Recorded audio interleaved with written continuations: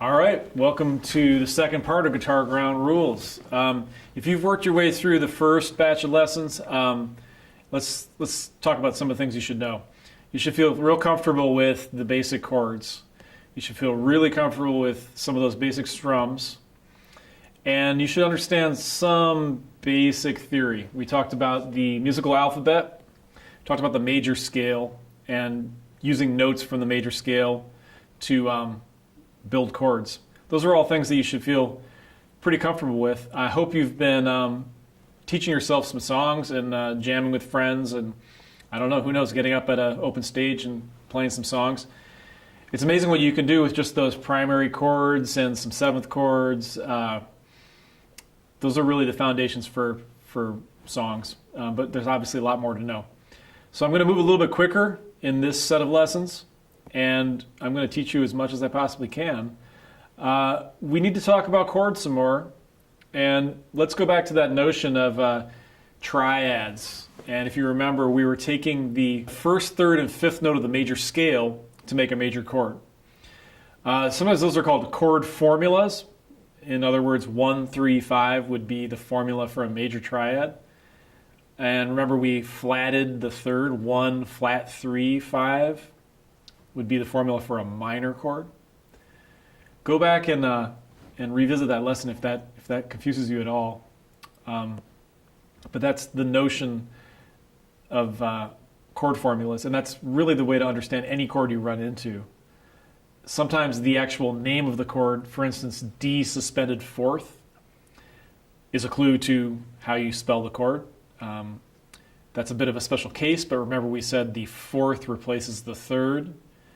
It creates that suspension. So the way you would spell a D suspended fourth would be, the formula would be 1, 4, 5.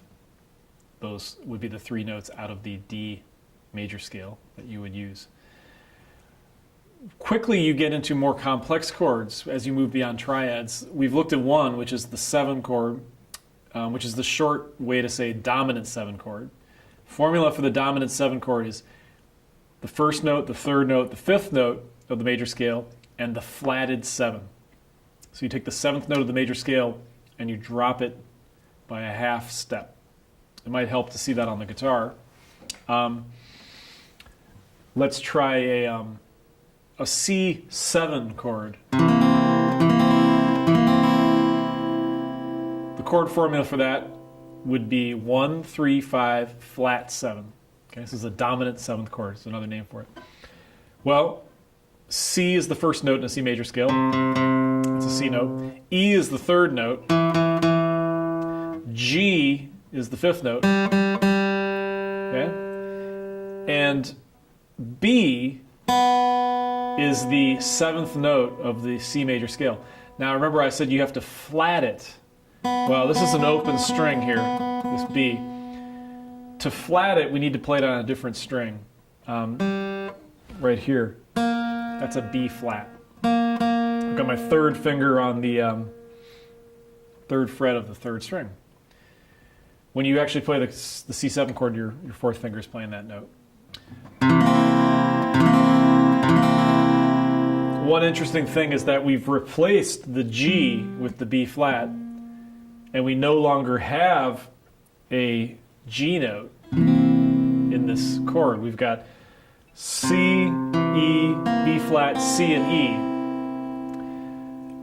As we add more and more notes and start creating more and more complex chords, you start having to jettison notes from the chord because you just don't have enough fingers or strings to play all the notes. And the first one to go is sometimes the 5th. The third is a lot more important to the chord to let you know if it's major or minor, for instance. And the 7th, the type of 7th, is very important. And the root is important. The root is another name for the 1. If there's not another musician in the band, then you need to have a C, for instance, in your C chord for the person listening to know what they're hearing. If you're playing with a bass player or another chord player, somebody who's playing chords on the piano or chords on the guitar, if they're playing a C, then it's very possible you could play a version of a C chord that doesn't have a C in it. but we're getting kind of ahead of ourselves. Let's just suffice to say that as chords become more complex, it becomes a matter of deciding which notes to leave in and which to take out. And let's talk about some different kinds of seventh chords. As you learn more sophisticated songs, you're probably going to run into two additional kinds of seventh chords: the major seventh chord and the minor seventh chord. The major seventh chord has a very jazz kind of jazzy sound, I guess I would say, or a mellow sound. Here's a C major seventh chord just to show you what I mean. Now, that's a pretty physically easy chord to play. I'm using my third finger on the third fret of the fifth string, my second finger on the second fret of the fourth string, and that's it. Another way to think of it is to take a C major chord and just lift your first finger up, and then you strum 5 strings. Same as you would for a C chord. What we've done is we've replaced one of the C notes with a B note. Right from the C major scale. It's the 7th note of the C major scale. But it has a very, well, I don't know how you describe it. It's a little bit more modern sounding maybe than the C7, the bluesy sounding dominant 7. Okay, major 7, C major 7. A lot of times the symbol for that will be CMA7. Let's look at a few more major seventh chords while we have the sound in our head. An F major 7 is a real friendly chord to play. You don't have to bar those top 2 strings anymore. You just play your regular F major, but you let your first finger come up and let that first string be open. Like that. And in the sheets that come with these lessons, you're going to find diagrams for a lot of other major seventh chords. I'm just going to play a couple other ones for you right now. Here's A major 7. And here's D major 7. There's a few different ways you can play that. You can either bar across like I was doing with my first finger. You're trying to hold down the top 3 strings on the 2nd fret. Or you can do it kind of like you hold an A major chord. Let's kind of move quickly into minor seventh chords though.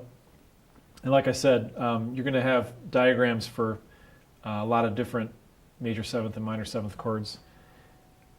And we're going to get into bar chords very quickly. So minor seventh chord is built on a minor triad for starters. So let's take good old A minor. Our A minor triad. Now remember that's spelled 1 flat 3 5. Okay? In the key of A major, that would be A, and then you flat the 3, so it goes from being a C sharp to a C, and E is the 5th note. So we have A, E, A, C, E. That's what we've got for the A minor triad. We're going to lift up the 3rd finger on the 3rd string and replace that A note there with a G. It's the open 3rd string. Okay, that is the flatted 7th note. Now it might help you to look at A7, which is a chord we learned earlier, where we were taking the A major chord. We're moving kind of quickly here. We're taking the A major chord and we replace the A note with the flat 7, which is a G. It's got that harsh, kind of tough sound, that G note. Well, this is kind of a combination of that A7 chord and the A minor chord, because not only does it have the flat 7, it has the flat 3. So it's like this. It sounds like this.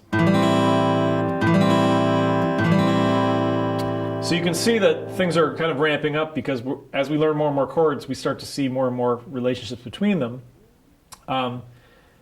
But both the A7 chord and the A minor 7 chord share this same note, which is this G, which is the third string open. And let's just count really quick.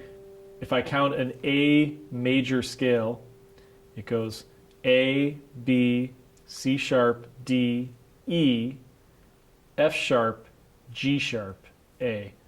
That was 8 notes. The 7th note was G sharp. And you're taking it down a half step so that it's a G. So I hope that's not too hard to follow. Our formula for our minor 7th chord is 1, flat 3, 5, flat 7. So now you have 3 7th chords to work with. There are other 7th chords. We're going to not worry about those right now because minor 7th chords and major 7th chords, in addition to the 7 chords or dominant 7 chords as you already know, are going to be the main 7th chords you run into. And we want to kind of get our chord vocabulary up to the point where we're able to play most popular songs that you run into, most popular music that you run into.